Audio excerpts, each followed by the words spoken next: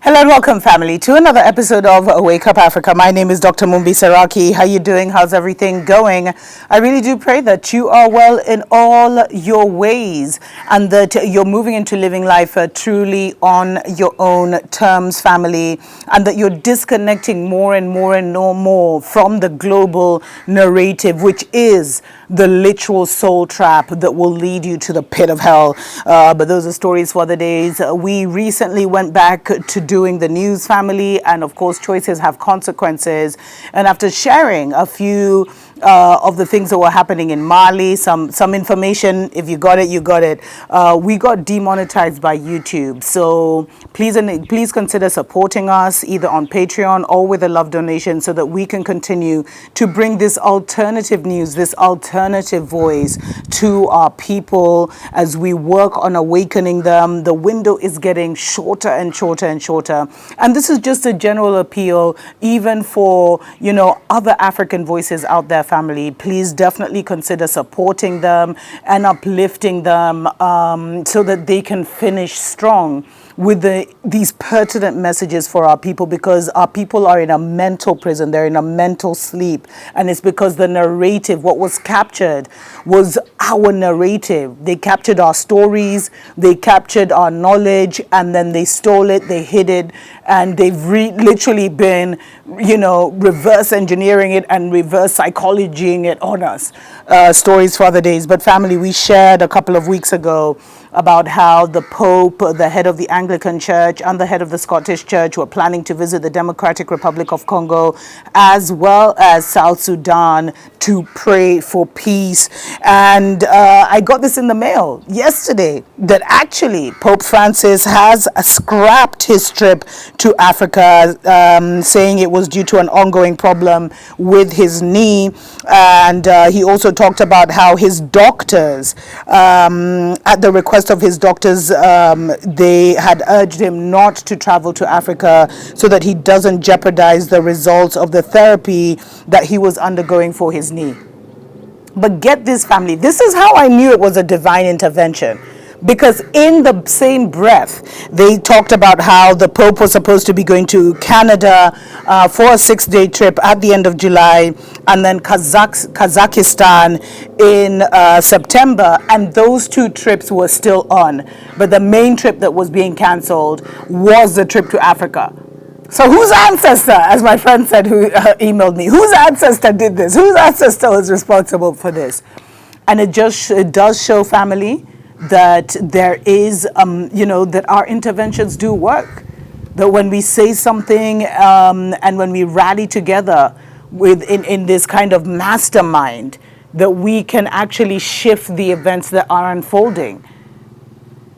And so this just shows you how things work in the spiritual realms, family.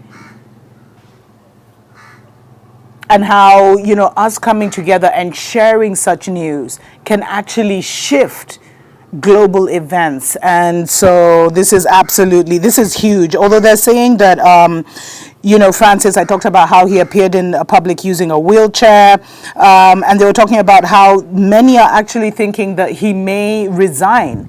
Because even when he became Pope in 2013, he was talking about how he would love to see it become commonplace for popes when they get too old or whatever, they just resign and keep it moving. Of course, there's been a lot of speculation around what would mean, because many feel because he was a black pope and he became the main pope, that his kind of the end of his reign would be the end of Rome. Is that what's going to happen? For me, what I got from this story, family, is that when we come together, we can make things happen. We can shift. We can shift reality. We can shift decisions. Because I even saw the Congolese, like bishops and everything, telling the people how, breaking the news to the people, the followers and stuff. And I realized these people, because, ultimately Rome is the face, has been the face of Babylon for so long, but it's like they have their bishops, their priests, their nuns, in every country across the motherland. They control the schools and the hospitals as well as the churches. Those are three major pillars of the Babylon system. But was this divine intervention? What do you guys make of this? Do you think our voice has something that when we come together we can shift reality without even saying too much? And what should we start to do? Because now, for me, I also saw from this story that we're starting to reach like a mastermind where there are certain people that have awakened to or elevated to a certain level.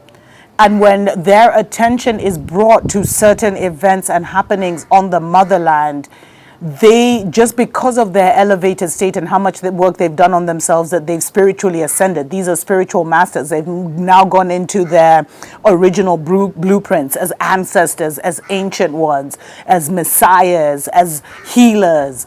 So now they're operating in those giftings. That when their attention is brought to something, because a lot of them are not on these mainstream medias. A lot of them don't own TVs, don't know what's happening with the global events, and they tune into particular programs. But when they tune in and they give this attention and they're like, oh, hell no, that it has a ripple effect in the atmosphere and it causes changes. It's just like family in 2020.